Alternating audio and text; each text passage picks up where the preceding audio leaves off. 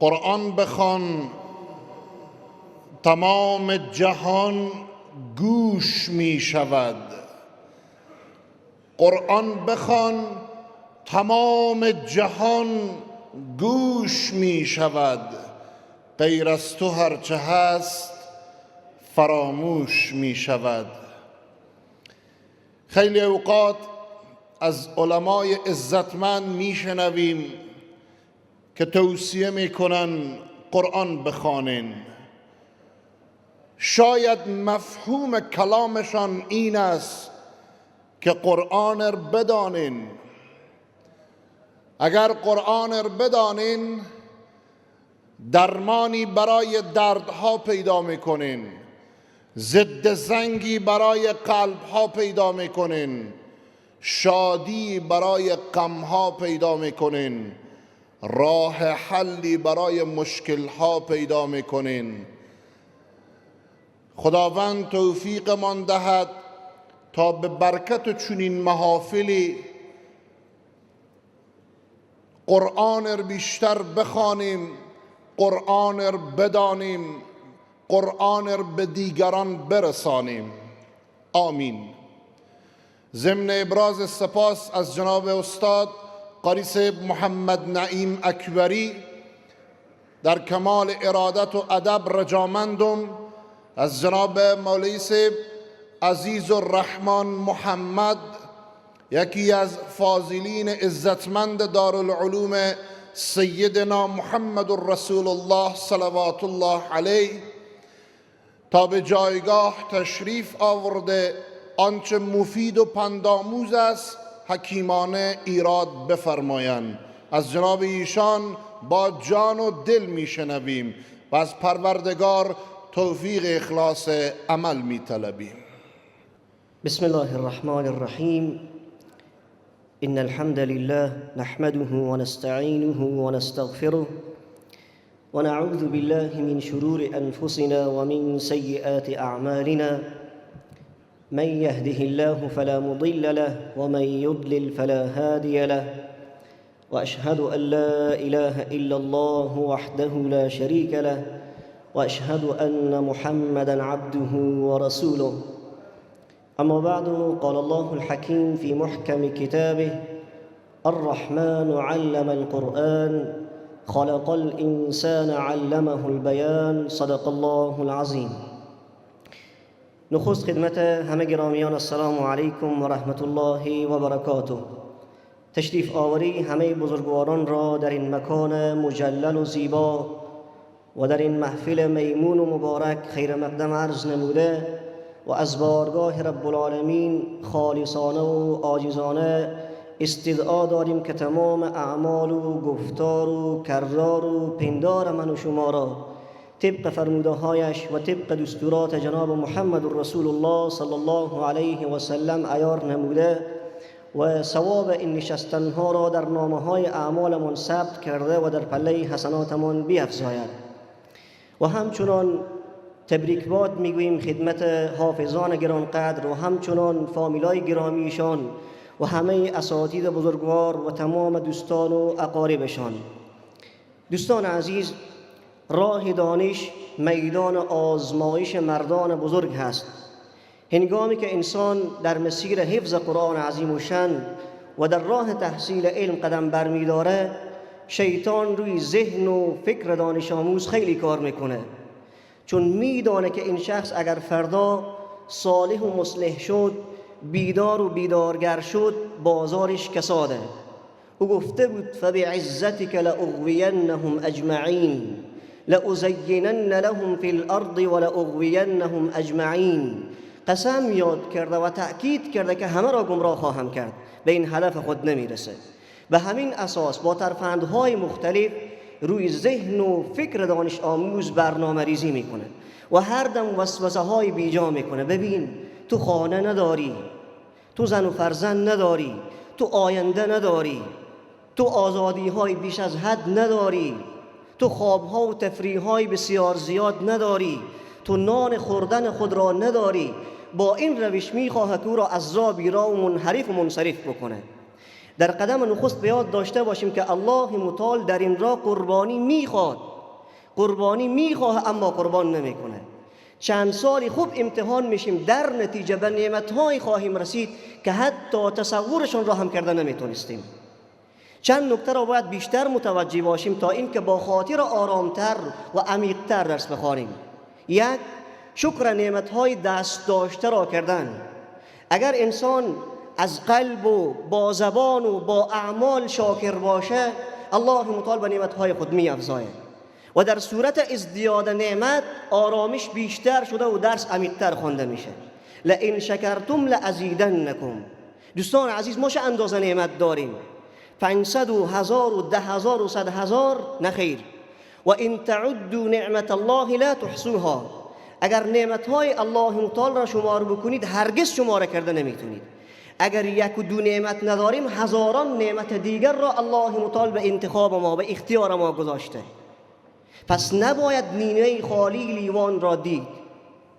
آیا ما فقیر هستیم؟ نه خیر، ما ثروتمندترینیم، ثروتمندترین. موسی علیه السلام از الله متعال درخواست دیدار کرد، گفت که رب ارینی انظر الیک، پروردگارا خود را برایم نشان بده تا تو را ببینم. الله متعال فرمود لن ترانی، مرا دیده نمیتونی. در ادامه الله متعال فرمود یا موسی إني اصطفيتك على الناس برسالاتي وبكلامي فخذ ما آتيتك وكن من الشاكرين. ای موسی، من تو را از میان مردم با رسالت‌های خیش و با هم کلامی خیش انتخاب کردم. فخذ ما آتیتک، پس آنچه را که برایت دادم محکم بگیر. و کن من الشاکرین، و از جمله و زمره سپاسگزاران باش. نشه که ناسپاسی بکنی، نشه که نادیده بگیری. اگر در دنیا نعمت دیدار الله متعال نصیبت نشد، چون انسان در دنیا ظرفیت دیدار الله متعال را نداره، اگر در دنیا نعمت دیدار الله نصیبت نشد، ببین که چه نعمتهای دیگر برایت انتخاب کردم.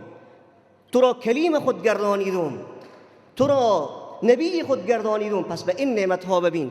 دقیقاً الله متعال برای ما میگه ای فلانی، اگر فعلا فلان نعمت و فلان نعمت و فلان نعمت را نداری، ببین چه نعمتهای دیگر برایت نصیب کردم. نعمت حفظ قرآن، نعمت همکلامی با رب العالمین، نعمت اشتراک به نمازها، نعمت اشتغال با کتابها، نعمت جلیسان صالح، نعمت مربیان خوب و مهربان. اینها از گرانبهاترین نعمتهای الله متعال هست. ما فقیر نیستیم، ما ثروتمندترینیم. انسان به دنیای خارج نه، به دنیای خود ببینه الله متعال چه نعمتهای برای ما در نظر گرفته، چقدر نعمتها الله متعال به انتخاب و به اختیار ما گذاشته. کی حاضر است که سرمایه ایلان ماسک برایش داده بشه، فقط الله متعال از وجودش 4 نعمت بگیره؟ ایلان ماسک ابرقدرت اقتصادی دنیا، بین 900 میلیارد تا 1 تریلیون دلار پول داره، 800 تا 900 میلیارد دلار پول داره. کی حاضر است که این معامله با او بشه؟ الله متعال 4 نعمت از وجودش را بگیره، سرمایه ایلان ماسک را برایش بده. اگر انسان عاقل و هوشیار باشه، اگر واقعا کدام مصلحت دیگر مد نظر نداشته باشه، امکان نداره این معامله را انجام بده، در حالی که از این 4 نعمتهای بزرگتری را الله متعال برای ما نصیب کرده. نعمت زبان، نعمت چشم، نعمت گوش و همچنان نعمت عورت و شرمگاه انسان. برای شخص گفته بشه که 800 تا 900 میلیارد دلار، 1 تریلیون، 100 تریلیون برایت داده میشه، فقط این 4 نعمت از تو گرفته میشه. به شکلی گرفته میشه که دیگه امکان جور شدن وجود نداشته باشه. چشمت را به شکلی میگیریم که دیگه چیزی را نبینی. زبانت را به شکلی میگیریم که دیگه امکان حرف زدن وجود نداشته باشه، حس ذائقه به کلی گرفته شده. گوشت را به شکلی میگیریم که دیگه امکان جور شدن وجود نداشته باشه. و عورت و شرمگاه تو را به شکلی میگیریم که دیگه استفاده‌ای در کار نباشه. اگر انسان عاقلی باشه، امکان نداره که این معامله را انجام بده، چون قرار است با این پول چیکار بکنه؟ باید بخوره. زمانی که چیزی بخوره، استفاده بکنه، لذت نمیبره، صحبت کرده نمیتونه، کلام رب العالمین را تلاوت کرده نمیتونه. باید سیر و سیاحت بکنه، طبیعت را ببینه، دنیا را ببینه. زمانی که به سیر و سیاحت بره، چیزی را دیده نمیتونه. صدای اذان را نمیشنوه، صدای همسر خود را نمیشنوه، صدای پدر و مادر خود را نمیشنوه، تلاوت قرآن را نمیشنوه. خب اینها اگر نبود، خیر، انرژی تولید میکنه که از همسران خود استفاده بکنه، او هم به شکلی از او گرفته شده که امکان استفاده وجود نداره، مثل یک بشکه شده که واردش چیزی بشه و خارج بشه. امکان داره انسان 1 تریلیون برایش داده بشه این معامله را انجام بده؟ نخیر. ما چقدر ثروتمند هستیم، اگر این 4 نعمت باشه، نعمت قلب نباشه امکان استفاده هست؟ نخیر. اگر نعمت قلب باشه، نعمت روح وجود نداشته باشه، همه اینها بی معناست. اگر همه اینها بود، نعمت هدایت نبود، نعمت ایمان نبود، به پشیزی نمی ارزه. پس ما بسیار ثروتمند هستیم، باید قدر نعمتهای الله متعال را بدانیم و خود را هرگز و ابدا فقیر و بیچاره حس نکنیم. و همچنان هرگز و ابدا خود را با دیگران مقایسه نکنیم. دوستان عزیز، برخی از مردم فکر میکنن که تمام زندگی دیگران گل و بلبل است، فکر میکنن که زندگی دیگران کاملا همه چیز مرتب است. نخیر، هر کس در دنیا خوبی های زندگی خود را به نمایش میگذاره، کوشش میکنه که خوبی های زندگی خود را به دیگران نشان بده. ها دیگه، اگر کسی تصویر بگیره، ویدیو ضبط بکنه، کجا را انتخاب میکنه؟ همون جایی که گل و بوته بهتری وجود داره. اگر داخل قصری باشه، همون جایی که چوکی و مبل بهتری گذاشته شده باشه، پرده بهتری گذاشته شده باشه، در حالی که داخل این قصر، داخل این باغ تشنابی هم وجود داره، سطل زباله هم وجود داره، جاهایی وجود داره که همچون جایی که ما میبینیم همچون اونجا نیست.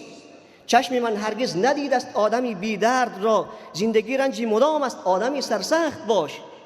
چو خرما به شیرینی اندوده پوست، چو بازش کنی استخوانی در اوست. گلی بیخار میسر نشود در بستان، هر گلی را که ما میبینیم با خود خارکایی داره. در این دنیا کسی بیغم نباشد، اگر باشد بنی آدم نباشد. پس زمانی که مصیبت عام شد، دردش باید کمتر بشه. داخل یک صنف اگر 60 نفر وجود داشته باشن، 30 نفر ناکام بشه، یکی دیگه هم ناکام بشه که به بلا بردش. اما اگر یک نفر ناکام بشه، برایش درد خواهد داشت.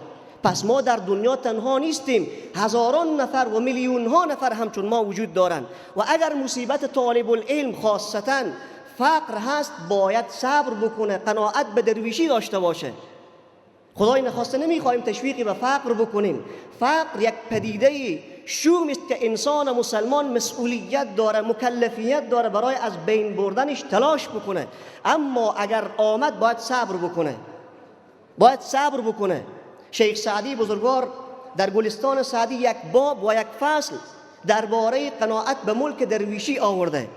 میفرماید که سپاس و شکری بی پایان خدا را، بر این نعمت که نعمت نیست ما را. همین که نعمت نداریم خودش نعمت الله متعالی. چگونه؟ سپاس و شکری بی پایان خدا را، بر این نعمت که نعمت نیست ما را.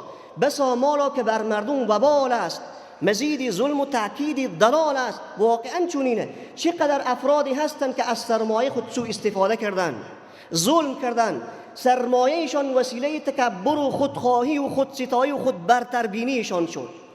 سپاس و شکری بی پایان خدا را، بر این نعمت که نعمت نیست ما را. بسا مالا که بر مردم وبال است، مزید ظلم و تأکید دلال است. مفاصل مرتخا و دست آتل، بی از سرپنجگی و زوری باطل. من آن نورم که در پایم بمالند، نه زنبورم که از دستم بنالند. کجا خود شکر این نعمت گذارم، که زوری مردم آزاری ندارم.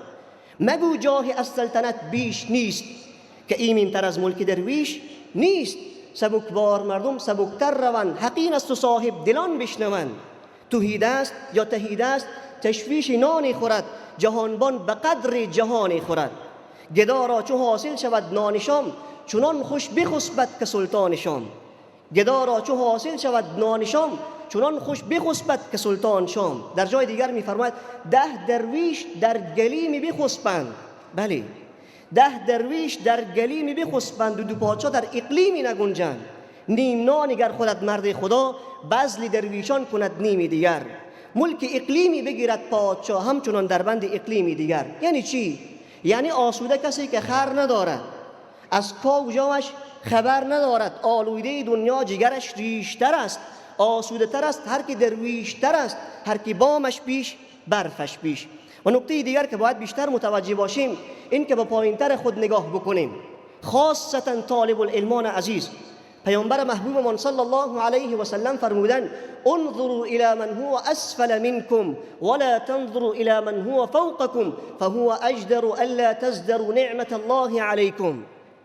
در امور دنیا و پایینتر خود نگاه بکنید، با بالاتر نگاه نکنید که ناسپاس میشیم. ها دیگه چشم میبینه که دل اشتها میکنه، چشم میبینه که دل بیقراری میکنه. ز دست دیده و دل هر دو فریاد، که هر چی دیده بیند دل کند یاد. بسازم خنجری نیشش ز فولاد، زنم بر دیده تا دل گردد آزاد. و کار دیگری که باید او را انجام بدیم تفکر روی اجر و مزدی که انسانی که صبر میکنه در برابر مشکلات، تفکر روی اجر و مزد صابر در برابر مشکلات. پیامبرمان صلی الله علیه و سلم فرمودند یود اهل العافیه یوم القیامه حين يعطى أهل البلاء الثواب لو أن جلودهم كانت قرضت في الدنيا بالمقاريض.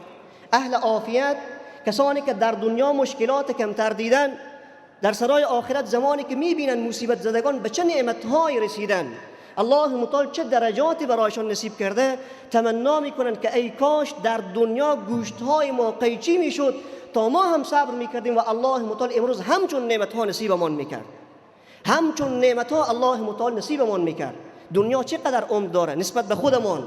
50 سال، 100 سال، 150 سال، 200 سال، اما انتهایش کجاست؟ سرای آخرت چقدر عمر داره؟ ابدی است. الله متعال در سرای ابدی برای ما چیزهای در نظر گرفته.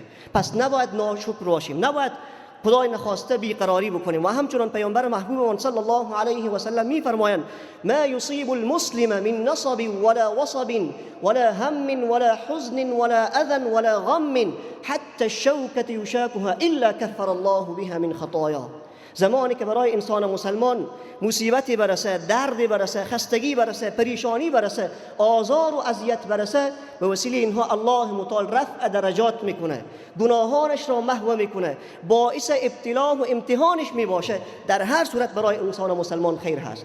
این مشکلاتی که ما در راه تحصیل علم میبینیم الله متعال نادیده میگیره؟ کلا، هرگز و ابدا. و الله قسم که الله متعال چیزهای برای ما در نظر میگیره که تصورشون را هم کرده نمیتونستیم. من یرید الله به خیر یصب منه، کسی که الله متعال برایش اراده خیر بکنه برایش مصیبت میده و قطعا و یقینا که نصرت و پیروزی خواهد آمد. النصر مع الصبر والفرج مع الكرب و ان مع العسر یسرا. نصرت و فتح و پیروزی در گرو صبر هست. گشایش از جای حاصل میشه که تنگنای وجود داشته باشه. تا زمستان نگذرد گندم نمی روید ز خاک، قد کشیدنهای ما پاداش جان فرسودن است. پس انسان مسلمان زمانی که در این مسیر قدم برمیداره نباید ناامید بشه، توقع نداشته باشه که الله متعال با آن واحد همه چیز را گل و گلزار بکنه. مولانا در دیوان شمس میفرماید که هل نومید نباشی که تو را یار براند. اگر بارها درخواست کردی، طلب کردی، الله متعال نداد، نباید ناامید بشی، مایوس بشی. هل نومید نباشی که تو را یار براند. گرت امروز براند نه که فردات بخواند. در اگر بر تو ببندد مرو و صبر کن آنجا، ز پس صبر تو را او به سر صدر نشاند.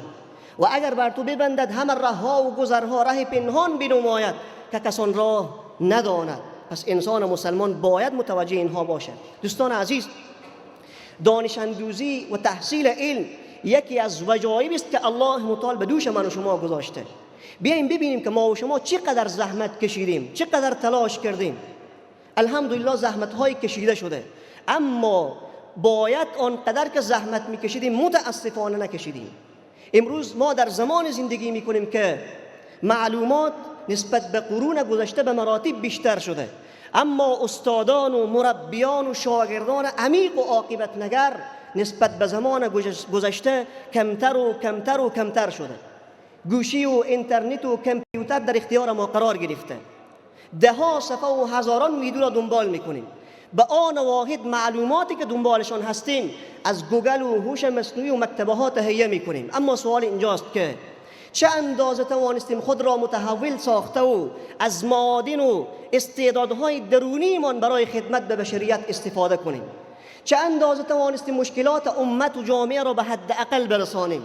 چه اندازه توانستیم مسیر جوانان را طرف کتاب و تفکر سوق دهیم، چه اندازه توانستیم به جای شکایت از مشکلات راه حل علمی و عملی پیدا کنیم، چه اندازه توانستیم میان علم و عمل، میان معلومات و عمل پیوند برقرار کنیم، چه اندازه توانستیم الگوی زیبا برای نسل بعدی باشیم، الگوی خوبی برای نسل بعدی باشیم. هنگامی که با نسل بعدی مواجه میشیم ما را مطالعه و مشاهده میکنن خجالت نکشیم.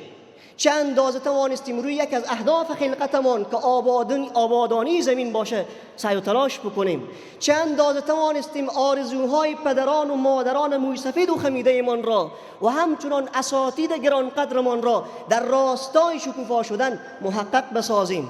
چه اندازه توانستیم که اگر یک ساعت گوشی و کامپیوتر و اینترنت از ما گرفته شد چیزی برای تحلیل و تجزیه و بیان داشته باشیم. واقعاً که کمکاری کردیم. مشکل امروز کمبود امنیت و اقتصاد و کتاب و اطلاعات نیست، بلکه سطحی شدن ذهن هاست. مشکل تنبل شدن امت هست. نسلی شدیم که دوست داریم در کنار خوشگذرانی های بیش از حد همه چیز را از طریق پست های فیسبوکی و تلگرامی و شعارهای توخالی و پوشالی تغییر بدهیم. نسلی شدیم که خوابها و تفریح‌هایمان متاسفانه از بیداری ها و درس خوانی هایمان بیشتر و بیشترتر شده. مشکل عدم تمرکز هست. چند دقیقه درس میخوانیم بعد سراغ این کلیپ و آن کلیپ، این پست و آن پست، این کتاب و آن کتاب میدویم، در حالی که انسانهای عمیق و اندیشمند، انسانهای مجدد و مبتکر چنین نبودند، بلکه با زحمت کشی مداوم، با فکر عمیق و با اندیشه بسیار والا خود را ساختند و دنیا را متحول ساختند. و همچنان متاسفانه مشکل قانع شدن زمانی که نفر حافظ قرآن میشه و یا چند سال محدود و معدود و انگشت شمار درس میخونه قناعت میکنه، توکل میکنه، بسنده میکنه. اگر برایش تذکر داده بشه میگه معاشم اضاف میشه، اگر مطالعه بکنم معاشم اضاف میشه، وظیفه کجاست، پول کجاست؟ متاسفانه. و همچنان یکی دیگر از مشکلات ما توجه نکردن به اولویت‌های تعلیمی و تحصیلی است. گاهی اوقات گرفتار چیزهایی میشیم که یا نفع نداره و اگر نفع داره نفع چندانی نداره. پیامبر محبوبمون صلی الله علیه و سلم هر صبح دعا را میخواندن: اللهم انی اسألک علما نافعا، یا الله علم نافع از تو میطلبم. اللهم انی اعوذ بک من علم لا ینفع، یا الله از علمی که نفع نمیرسانه، به درد امت نمیخوره، به تو پناه میبرم. پس باید دوچار چیزهایی باشیم که به نفع دنیای ما و نفع آخرت ما تمام بشه.